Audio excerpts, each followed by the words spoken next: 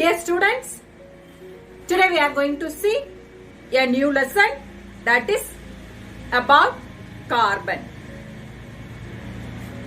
Already we have studied about metals and non-metals, properties, uses, as well as in periodic table in which place they are kept and what is its valency.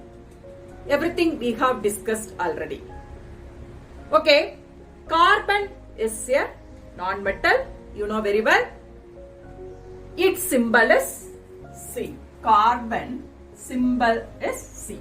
What about its atomic number? Its atomic number is 6. Okay, how can we write the configuration for it? 2, 4. That means in the first shell 2, second shell 4.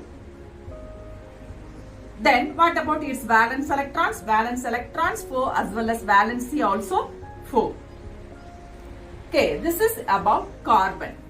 Now, carbon is present everywhere. The amount of carbon present in the earth crust is 0.02%, but it exists as its carbonates form. Then, carbon is present in all the compounds. For example, in cholesterol, carbon is present, protein, it is there, and everything. Carbon is present. Even petrol, diesel, all the fuels, it contains carbon. So, carbon is an essential one for us. What is covalent bond? Let us see.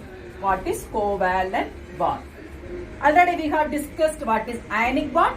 Ionic bond is a bond which is formed between a metal and non-metal by gaining or losing electrons. But what about covalent bond? Here, a bond is formed between sharing of electrons between two atoms. Okay, this is the difference. For example, you are having one pencil, your friend also needs it. So what you people are doing? You are sharing. That means after your work is over and you are giving it to your friend to do his work. So like that, sharing of electrons is called covalent bond. So now here, ionic bond example I can show you. You are having two pencils and you are giving one to your friend. And here, which one will be more strong and which one is more strong here? That is ionic bond. Because one is giving, another is gaining that one, and it is having also. But in the case of sharing, only one is there. So it is common for both. So ionic bond is strong bond and covalent bond is weak bond. That is the one question. Okay. Then what is covalent compounds? Covalent compounds. Covalent compounds are the compounds which are formed by covalent bond between two atoms. So examples for covalent compounds, I can say that is carbon dioxide, water, or methane. Okay, here you look into everything is non-metal. Carbon non-metal, oxygen non-metal, hydrogen non-metal, oxygen here, everything. So covalent compounds are possible in non-metals. That means covalent bond is formed between atoms of two non-metals by sharing of electrons. Okay. Now the one question. Covalent compounds are poor conductor of electricity as well as they have low melting point as well as boiling point. Why? What is the reason? Because you know very well, since they are sharing electrons between each other, less amount of energy is needed to break the bond. That's why they have low melting and boiling point. Then what about its poor conductor of electricity? Here, since they have shared electrons, even in aqueous solution also, they do not give rise to ions. It do not give rise ions. That's why they are poor conductors of electricity. Covalent compounds are poor conductor of electricity because they do not give rise to an low melting and boiling point. Reason is because less amount of energy is needed to break covalent bond. That's why they have low melting and boiling point. Okay, dear ones.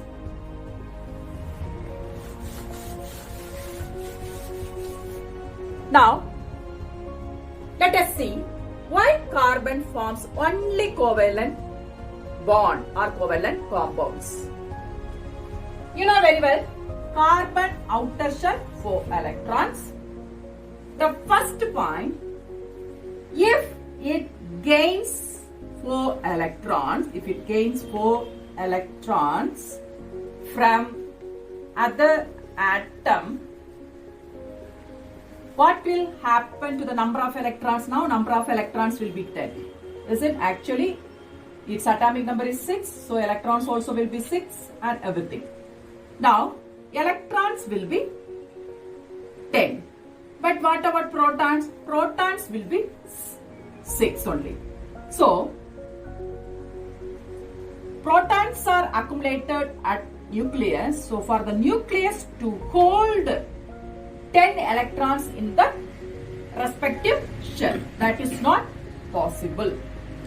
That's why it cannot gain 4 electrons from other atoms. Okay. Now negative sign means minus signs indicate anion. Suppose if it forms C4 plus, that means if it is gaining 4 electrons, it indicated C4 minus. It shows that 4 electrons are extra, so it is not possible. And the next case, if it gives out 4 electrons, what will happen? If it gives out 4 electrons, now protons will be 6, but electrons will be only 2. Here, a large amount of energy is needed to remove the 4 electrons from carbon atom. So that is also not possible. Because of these two reasons, it is sharing electrons with other atom or itself with another carbon. It forms only covalent bond as well as covalent compounds. Hope you understood. These are the two reasons for the formation of covalent bond of carbon. Okay, either it can be double bond, triple bond or single bond. That doesn't matter, but depending upon its valency, it is sharing 4 electrons with other atoms while forming the compounds. Okay, dear ones. Now you understood why do carbon form covalent compounds. One example let us see. For example, I am taking hydrogen. Hydrogen is also a non-metal. Here, hydrogen atomic number is 1. So, electron also 1. So, in the first shell, only 1 electron. Nucleus is at the center. So, hydrogen is H2, you know. So, to the formation of hydrogen, it needs 2 hydrogen atoms. For example, it indicates 1 hydrogen atom and another one indicates another hydrogen atom. It has 1 electron and it has 1 hydrogen. They are having 1 electron each. Now the formula of hydrogen is H2. So outer shell 1 electron it has and this hydrogen also 1 electron it has. So they are sharing electrons with each other. So I can draw the diagram now. It shares 1 electron, it shares 1 electron. Now look at this circle. This hydrogen has 1 and look at this one, it has 1. Actually that 1 they are sharing. So it is common. They can share with each other. Since they share 1 electron with each other, the bond between, the covalent bond between hydrogen and hydrogen is a single bond. Okay? Hope you understood. Outer shell of hydrogen only 1 electron is there. To fulfill the shell it needs 2. You know, the first shell the electron maximum number of electron is 2. Second shell only 8. Now we can see one more example. For oxygen formula is O2. So, how many electrons in the outermost shell of oxygen? Atomic number is 8. So, configuration is 2, 6. Outer shell, 6 are there. Outer shell, 6. This is one oxygen atom, one oxygen atom. Now, to fulfill, otherwise to get stable configuration, it needs 2 and also it needs also 2. They have outer shell 6 electron, it also 6. That's why it is sharing 2 electrons with it and it is sharing 2 electrons with it. So in the next diagram, I can draw like this. 4 electrons only I am putting here and 2 electrons it is sharing and 2 electrons it is sharing.